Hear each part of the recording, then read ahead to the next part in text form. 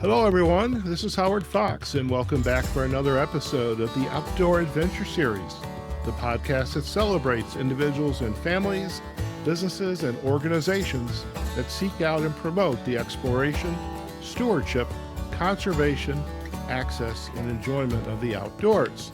Joshua Onysko is our guest today. Joshua is a pioneer in the world of clean beauty, sustainability, and conscious entrepreneurship. He is the founder of multiple industry-shaping brands, including Pangea Organics, Alpine Provisions. I'm going to botch this one up, I'm sure. Ujun Desheks. We're going to get a translation for that. Each built with the core mission of creating products that are as good for the planet as they are for the people who use them. Now, he is a self-made, multifaceted entrepreneur with over 25 years in natural products. He is a globetrotter, just given the nature of his business, trying to find the best products for his work. And he's also a supporter of the outdoor space and making sure that people who are disadvantaged have access to outdoor experiences. Joshua, it's a pleasure to have you on the podcast. Welcome. It's great to be here. I kind of feel I could have gone on and on about your background and expertise, but I thought I need to stop and let Joshua speak for himself. But first off, I have to say, again, thank you for being here. And that background, I think that's a real background. It's not one of my fake AI backgrounds, is it? Yeah, it's my A-frame in Colorado in the mountains. Oh, fantastic. See, now that's my goal in life is to do my coaching and podcasting, looking outside to see the mountains, to inspire me, having a nice cup of coffee outside. And you get to do that. I love it. So first, I want to ask you to share. I gave a little bit of an introduction about you, but you have a very interesting career, and I'm curious, a 30,000-foot view. How did you get into this entrepreneurial space? Well, I would say that I owe it all to ADHD because I have ADHD. I have my entire life, and I never really fit into school. I was kicked out of 3 different schools before I was, I think, 14. Congratulations on that. Okay. Thank you. Thank you. And when I was just about turning 16, I dropped out of school.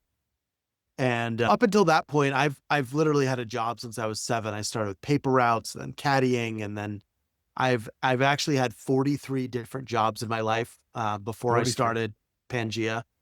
Just traveling around the world and learning different trades, learning different things. Been a baker, a blacksmith, a barista. I've rechinked log homes in Wyoming, you name it. Sold watches in the streets of Tokyo. And so I've always had an entrepreneurial spirit. And when I returned after 2 years of traveling in Asia, I realized I wanted to start a soap company. And the reason why is before I left for India, my mom had bought a coffee table book on how to make handmade soap. And I was visiting her before I left for India, and we made a batch of soap. And I didn't know what soap was made out of or that you could make soap.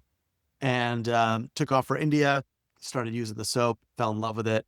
And then as I was traveling through Asia, I started realizing that all of the ingredients that we made this soap with were basically being grown in this part of the world, coconut oil and essential oils. And I became fascinated with bringing the world together through sustainable commerce. And all over the world, there are true stewards of the earth, people who are growing and producing beautiful ingredients that help us thrive as a race, but while being great stewards for the land and for the oceans and for the forests. And I became obsessed with just traveling the world and seeking these people. And I still do it 25 years later to this day. In fact, I just got back from a trip with my girlfriend to the Brazilian rainforest and Patagonia, where we met these incredible NGOs just reforesting the rainforest and helping local communities learn how to distill essential oils to sell to people like me to make products. Entrepreneurship has always been more about a vehicle to create change in the world, more so than how do I build a company and sell it to a conglomerate? Because I, like a lot of people, have this fear that we're going to wake up one day and the whole world's going to be owned by 5 corporations. And I just don't really want that to be my goal in life, because that's not what really makes me happy. Yeah, I love that. And I would like to circle back and unpack some of what you shared. When you set off on your journey and you dropped out of school, was that the start of, I just want to go somewhere overseas and explore? Yeah, it started earlier than that. When I was 16, I bought a 73 Volkswagen Westfalia, Oh, wow. and I was like going to dead shows and traveling up to Vermont. And then first I moved to Vermont, then I moved to Block Island, then I moved out to Jackson Hole. And then after a year of working in Jackson Hole, I bought a one-way ticket to Costa Rica Mm. back in 1997. And when I was in Costa Rica, I traveled through Nicaragua and um, Boca del Toro Islands, and kind of met a lot of other travelers that have been traveling around the world, and really realized that was a passion of mine, to just travel and understand different cultures in different places. I don't know if you can tell, but I'm a little bit older than you are. And Probably not by much. you look good, let me tell you. I'm thinking late 30s, early 40s, okay? I But just turned 48 a couple weeks ago. oh, wow, well, happy birthday. That's fair. Thank you. I'm a little older. Not by much, but a little older. And as I find that the older you get, if you haven't experienced something, there is an initial fear. Hmm. And then you kind of do some breathing exercises, take things one step at a time. To go on these explorations that you did, these journeys starting here in the US, was there any fear, or are you just the type of person, maybe it's the ADHD, which, by the way, is becoming an increasingly important topic, at least in the coaching space, Hmm. because we used to shun people that had some type of neurodivergence and they were different. But we now realize there's an importance because we're all bringing something, some skill, some knowledge, creativity that companies today want, and which is refreshing. But circling back now, these journeys that you were on, was there any fear, or like, I'm just ready for things to happen? Yeah, I mean, my motto when I left for India when I was 23 is get busy living or get busy dying. I mean, you're never going to be right here ever again. You're never going to be in this moment. You're never going to be 48 or 23 or 21 or 18 ever again. So what are you going to do with this time that you have? Because you have very little control over when you're born, very little control over from when you die, but that hashtag on your headstone, between those two numbers, they're yours to choose what you want to do every day and what you want to create and the legacy you want to leave and the experiences you want to have. And so when I look back at my travels, uh, it's the times when things went wrong are the greatest memories. From Mm. motorcycle trips through Africa to going 27 hours up the Amazon. I mean, it's just, those are the memories. And you're creating memories, and you can share these stories and learn a little bit more about the world that we live in. Because I feel like one of the biggest problems we're facing, especially here in America, is very few people in America travel outside of the States. That's And if they true. do, they're not generally going to developing countries. And if they go to developing countries, they're generally going to resorts. And so there's this kind of disconnect between what, like, people all over the world and what they've been kind of groomed to feel about them via the media. Mhm. And it makes me sad because there's amazing people and amazing cultures all over the world. And when you kind of take down the veil of this idea of borders and strip away the politics and the wars and all this stuff, we're all just people trying to have a human experience. Mm. The last thing I want on my headstone, assuming I have a headstone, I'd rather be a reef personally, or help grow a redwood tree, is to say, "Oh, good, now I can take vacation." Yep. And we spent a lot of our lives working, and, "Oh, when I'm retired, then I'm gonna do these things." So as you set out globally doing these journeys, and this desire to start to soap, build it, making soap.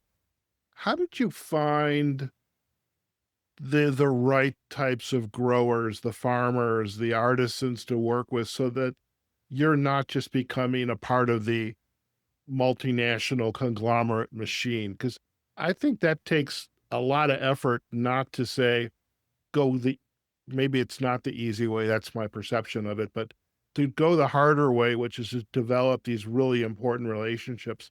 How did that journey and that learning process come about for you to really having friends and partners all over the world? I mean, where did you start? I think you just like when I started, I was selling soap at farmers markets, and someone would come up to me like, "Oh, my friend's involved in sustainable coconut oil production." And it was like emailing random people in random countries. And then this was the beginning of the internet. And so as the internet started to grow, you could seek out people. Mhm. And now with I mean, I can find people in the most remote places doing the most remote projects all over the world. I mean, that's how I found this gentleman down in Patagonia that I'm starting to work with. That's how I found this NGO deep in the Amazon. They've been there for 20 years. I've never heard of them. Mm. And so now the world is getting smaller. And so back then it was just a lot of talking to a lot of people. And in a few weeks, I'm actually going to IFEAT, which IFEAT is an annual trade show that brings a huge percentage of the essential oil producers in the world together, and they choose a different city in the world. And so Mm. this year it's in Gothenburg, Sweden.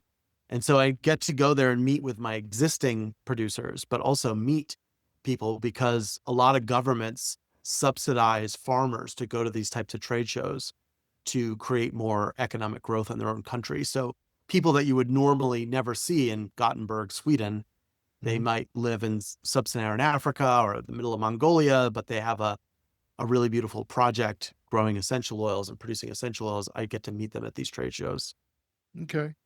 Now, with these ingredients, and I do know the essential oils come from many, many different plants, and I know there's the sourced essential oil. There's recipes to combine different essential oils. Mhm. How do you ensure not only the product is of the highest quality, but it's also the farmer that's growing that essential oil, the plant, uh, is making a good living for wherever he is geographically, but Mhm. also, again, you're not being sidetracked by the conglomerate. Because I mean, I get essential oils marketing on my Facebook page every day. I have a friend Yeah. that markets a particular essential oil. Yeah. But how do you stay true to this desire of stewardship and conservation, sustainability, making it a realistic living for those farmers? And that's where the travel comes in. I call it face certification. So Mhm. until you meet somebody and like stay in their home and meet their family and go to a harvest with them, you don't really know what's going on that farm or where they're getting oils from and making sure they're pure. I mean, we do very expensive third-party testing to identify each plant and oil as we get it in. But, you have to build a trust because when somebody knows you, especially in rural parts of the world, Mhm. they're much more likely to see you as a business partner and not as a customer. And a Mhm. business partner is, hey, I'm taking this oil and turning it into like a body wash. Mhm. And if I can sell this body wash at a certain price, the company is going to grow exponentially faster than if you're overcharging me for oils. And so I want you to make a living wage, be able to pay your employees and like live sustainably. And I also have to create this product and sell it. And so like, especially now in the land of tariffs, like I have to go to some of these producers and say like, I need to lower prices because if I don't, my Mhm. body wash is going to be $30 because most of the body washes on the planet, even the ones people think are natural, are not actually made of like essential oils and real ingredients. They're made of chemicals, even though Yeah. they're called natural fragrances. The word So natural, I know about that. yeah, so it's like the tariffs aren't affecting those people, but like for example, like I have a fur and sage body wash with Alpine provisions. And that fur and Douglas fir is coming from this amazing family up in Canada Mhm. that has a completely off the grid methane digester fueled distillery. They follow the timber industry, only take the slash, so it's all byproduct grown. And it's Mhm. this incredible oil. I mean, there's no other better fir oil in the world, Mhm. but I'm getting hit with these tariffs now. And sucks. Yeah, Because when you use real ingredients and tariffs are hitting you, it's problems. And you got to figure them out with the producer because I can't stop buying from them because that hurts them. But I right. also need to negotiate a better price because otherwise I can't buy from them anymore. And it's the unfortunate place we're in right now. It's a very unfortunate place that we're in. As you tariffs aside, and that's a big ask for me to you, how do you, when you are meeting these growers wherever they are, how do you also give back, or what are you doing to give back into their communities because of this relationship you have co-created with the grower? Well, so, we donate to nonprofits, but I'm a big believer in if you're running your company properly, we shouldn't have to have nonprofits to donate to. Mhm. So if people are getting fairly paid, if the land is being protected, if we're not deforesting the world to grow these things, the amount of nonprofits trying to pay people living wages and give healthcare and regrow the rainforest and protect the oceans, those would start to disappear. So my ask of corporate America is like, do the right thing from the beginning. Because Mhm. like to make a profit and then say, oh, but we donate to these nonprofits. Like we have nonprofits because corporations are not responsible. Mhm. If corporations were more responsible, we wouldn't have to have all of the nonprofits we have around the world. Right. No, it makes sense. As you have been producing your products, and I mean, you can't go anywhere without hearing about, learning about the impact that humanity has had, whether it's the air or the stream, the mountains, the forest. How are you also ensuring that the work you're doing as you're producing those products, you're giving as opposed to just taking and from the planet? I mean, you're Mhm. basically, I don't know if that would be called carbon neutral or carbon positive. I don't know the Yeah. right way to phrase that, but you've got a brand that speaks very highly to conservation stewardship. But how do you ensure that you are doing what you say you're going to do? Again, it goes back to travel. Like this past, when we were back in Peru, this NGO called Camino Verde, their the big part of their NGO is going into native communities and teaching them how to regrow rosewood trees because in the 70s, 60s and 70s, Chanel No. 5 was using real rosewood oil and they basically like cut down every rosewood tree in the Amazon. So there were Mhm. none left and the communities couldn't like use them to create income anymore. So this nonprofit goes into communities, teaches them to regrow rosewood trees, but then teaches them to only take a certain amount of the limbs a year to let the tree continue to grow, to Mhm. distill those limbs. But while they're doing that and creating money in their own community, they're also teaching them how to plant hundreds of other varieties to properly reforest the rainforest. And so as we start to buy oils from them, we're supporting an NGO that is then in turn taking that money to regrow a huge section of the rainforest. Very nice, very nice. I also know, and this is what I learned, and I think was the initial aha for me that Joshua, you're somebody I want to interview. Is we are both affiliated with PodMatch. And I get a lot of my guests from PodMatch, and you want to be on as many podcasts as you can to spread the message. Mhm. And I love the fact that you've partnered with Colorado Outward Bound School. And I again, I'm a little older, so there's fear has set in. There's certain things I will not do, but I remember Outward Bound from when I was growing up, and I had a friend that would go out to Colorado a lot. But tell us more about that relationship of giving back a little bit more locally.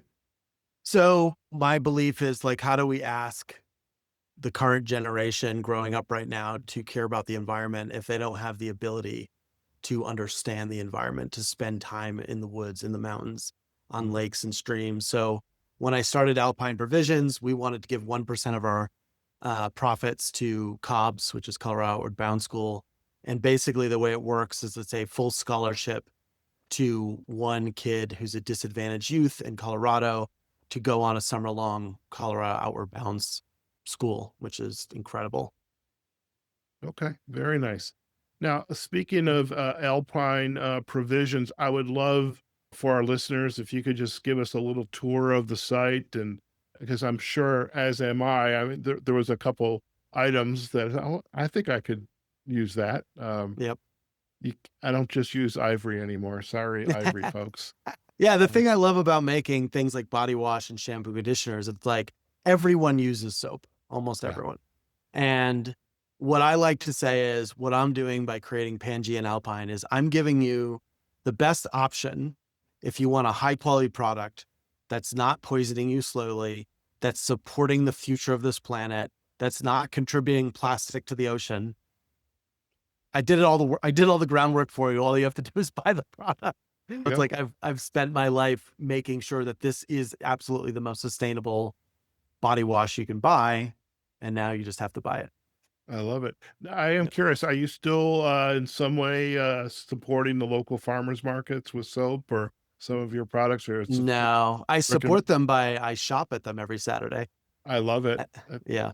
I That get was the about best part. 50% of my calories from the farmer's market, probably. I have to watch my sugar intake these days. It's another downside of getting older, but I miss here. I'm in Las Vegas. I miss some of those really robust farmers markets. There's nothing better on a Saturday morning. All right, Yep. I am going to share my screen. Hopefully, the miracle of modern technology here, and I believe I am sharing Yeah, there we are. Alpine Provisions. So, if you wouldn't mind, take us on a little tour. Yeah, if you go up to shop and just drop down to body wash. Okay. Oh, body care. Okay. Yeah. So these body washes are natural surfactants. And for example, like this variety bundle, which is kind of what I always stare people to if they haven't used the product before. Each animal is an illustration drawn by a friend of mine Mhm. of animals that actually live on the property I'm on right now. But each Okay. one of them represents a different scent profile. So the owl is cedar sandalwood. It's a classic cedar, Texas cedar wood, which smells like a cedar closet, and like Oh, wow. warm sandalwood. And then the deer in the middle is our number one selling scent. It's fir and sage, which is the Douglas fir that I was telling you we get from this amazing family in Canada. Mhm. And the one to the right there is our lavender and juniper. And the lavender comes from, if you're familiar with regenerative farming, Oh, yeah. I actually visited them last summer. It's this amazing regenerative, like collective of growers in southern France that grow the lavender for that lavender and juniper. So that's the body washes. And then the other main part of the company is just the shampoo and conditioner, which basically it's the same scent profiles, just hair care. Okay. And where do I go there? Up at the top there, hair care. Oh, hair care. Yep. It's Monday. I can't see. I haven't had enough coffee. Okay, I got it. By the way, I And these, love rosemary, mint. That's like that makes my head, I can just feel my head tingling right now. Okay, and very all these cool. bottles are 100% recyclable aluminum. Okay. So the bottles come with an aluminum cap, and then you buy the pump. The pumps will last you about 10 years. So you just get a new bottle, put the pump in. And Mhm. I did this because we're dumping about 43,000 jumbo jets of plastic into the ocean every year. Mhm. And most of it is from like this industry. Yeah. There's about 127 billion pieces of plastic produced in personal care every year. Mhm. And again, we don't have to. Aluminum bottles are great. They're fully recyclable infinitely. They don't get microplastics into your product. They're beautiful. They're sustainable. They look cool. They're light. Mhm. It's just a better option.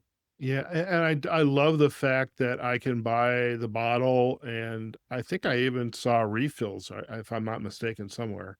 No, there's no No, refills, no, but okay, but I am working on a okay. top secret project for that exact We purpose. we won't tell anybody, okay. And then we've got oral care. Oh, wow, okay. So there's a Dental floss. toothpaste, tablets, and dental floss, all plastic free. Oh, cool. But you don't happen to have, cinnamon dental floss, do you? I can never find that No. anymore. Yeah, I do love Okay. cinnamon. I just made a cinnamon toothpaste the other day with coconut oil, baking soda, and just pure cinnamon because I showed up at my house and forgot to pack toothpaste. And I was just Mm. up here one night. I'm like, oh, I could just make toothpaste. See, that I love that I love that kinda creativity. I do a cinnamon and clove toothpaste every once in a while because I just there's something about the taste of cinnamon. Excellent, and then a little bit more of about us, your story. Okay, you look a little different. That was taken 3 years ago. Okay, you've matured a little bit. Alright, I love it. And so we've got Instagram, Facebook, we're on X, we can subscribe, Yep. and then here's a little bit more about Outward Bound. Yep. 1% of every product sale. Excellent. Great visuals on the site, by the way. I love the colors. I love the Thank you. colors. And you have a blog. Very cool. Yep. Now, how are you creating the blogs? Are you just get together with your team, or what are the ideas, guys? Or is this something just spur of the moment and insight from your travels? Yeah, a lot of it's insight from my travels. I'm a huge hot springs fan, so that one came up to me in June that I wrote for July about Okay. telling people where some of the best hot springs are. I just spent 14 months travel backpacking, Okay. basically, and I was thinking a lot about like why it's so important to be a minimalist when you're packing Yeah. because it just makes your trip so much better. Most of what you think you need, you don't. I I love that sentiment. Have you ever heard of Gossamer Gear? Yeah, I have actually. Yeah, for the life of me, the fact that I brought it up, now I can't remember my guest name, but I interviewed the CEO of Gossamer Gear, and just the idea of minimalist and lightweight. And I'm a classic overpacker, and but I love the fact that we need to pack smart and have the right things, but we don't have to bring everything from home. Yep. I love that. See, now that's a nice kind of shower. You got all your bottles and you're looking outside and the beautiful surroundings. I love it. Yep. That's in this Excellent. house here. And this house is an Airbnb, so people can actually book it online. It's called the Rusty Skillet Ranch. Rusty skillet. Well, we will put a backlink. Let me just write that down. Rusty skillet. All right. Wonderful. Well, thank you for sharing the site. Is there anything else that we should be looking at? It looks like we've got everything, I think. No, I really appreciate you having me on your show. Oh, excellent. All right. So let me go ahead and stop sharing. So as this little kid who had ADHD way back when, 30 some years ago, and you decided, I'm done with this, I'm going to go explore. As you kind of look back on what you have been accomplishing, Joshua, what's been your biggest, what I would call your aha moment? Like, wow, I get to really do this. I don't think it's one moment. I like to say that like every day you wake up, you do have a very real opportunity to completely change everything. And there's no reason to get like muddied up in the dogma of life. It's like you do have choice Mhm. and second chances are meant for taking. So the longer we sit and think like, oh, woe is me, or this is wrong, or that's wrong, it's like, again, get busy living or get busy dying. I love that. I am going to be some way including that line in the show notes or the title of the podcast. So I love that. As someone who is a if you could talk to a parent Hmm. who had a child who perhaps was neurodiverse, Hmm. ADHD, and realized school's not just for them, or there's other ways to learn and thrive and make a difference. As someone who's been down that path and found his own way to be very successful, what would your advice be to parents who are raising children to take them away from this little device here and the Yeah, the computer and all device that? thing, that's a complicated question. But as far as advice to parents, it's like, instead of trying to keep kids in line, allow them to draw their own lines. Mm, Because especially now with the age of AI, 95% of what kids are learning in school, not the socialization, I still think that's very important, is obsolete within 6 months. And the kids that are really flourishing in this new world that we're seeing unfold in front of us are kids that are allowed to draw outside the lines. They're allowed to think way outside of what they're being taught, because what they're being taught is by people who learned this 30 years ago when the internet didn't even exist. And the information is moving so fast. In fact, I read an article by one of the Google futurists that said any kid being born this week will never be as smart as AI. mm, And we have to stop focusing on like the quintessential like intelligence markers and think about creativity and think about how to allow kids to flourish on their own time in their own way and create their own things, because this is their world. This is a mm. world that they're in, and they're going to be here for 100 years. And so they're the ones that need to adapt and be allowed to adapt by being a little feral. Got to let your kids be a little feral. I love it. And the only thing I would just perhaps do is collaborate, communicate, to learn how to develop relationships and Yep. appreciate our differences. But no, I appreciate both the insight and the sharing. Now, we have just been out on the website, alpineprovisionsco.com. Anywhere else you'd like to send our listeners?